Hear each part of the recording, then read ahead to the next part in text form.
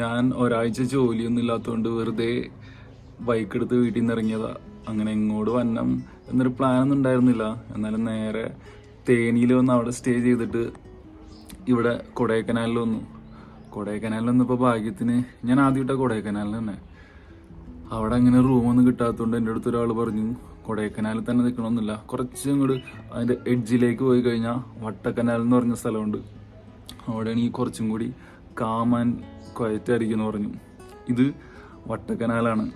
ഈ രാത്രി ലേറ്റായിട്ട് വന്നപ്പോൾ കിട്ടിയ റൂമാണ്. പക്ഷെ ഞാൻ രാവിലെ വന്നപ്പോഴേ ഇവിടുത്തെ സൺറൈസും വെസ്റ്റേൺ ഗാറ്റ്സിൻ്റെ ഒരു ഫുൾ വൈഡ് ഫ്രെയിം വ്യൂ എല്ലാം കാണാൻ പറ്റും. എനിക്കിപ്പോൾ വലുതായിട്ട് കാണാൻ പറ്റുന്നില്ല, കാരണം ഈ റിഫ്ലക്ഷൻ വരുന്നതുകൊണ്ട്.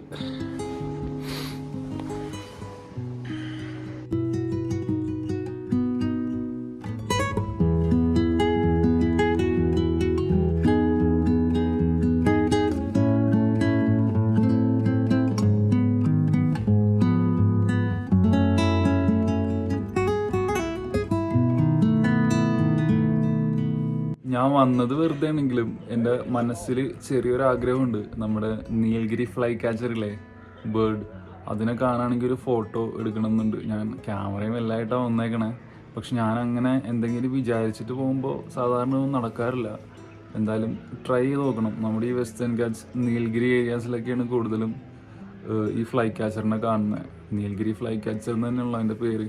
ഇവിടെ എൻഡമിക് ആയിട്ടുള്ളൊരു ബേർഡാണ്. ഇവിടെ മാത്രം നമുക്കങ്ങനെ കാണാൻ പറ്റുള്ളൂ. So I look forward to it.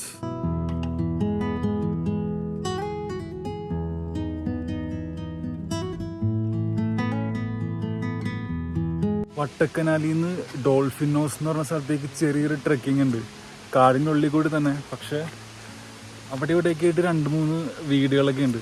അപ്പം നീൽഗിരി ഫ്ലൈ ക്യാച്ചറിന് ഈ ഏരിയകളൊക്കെ കാണാൻ പറ്റും എന്നൊക്കെ വിചാരിച്ച് ഞാൻ വന്നേ. ഉറപ്പൊന്നും ഉണ്ടായില്ല.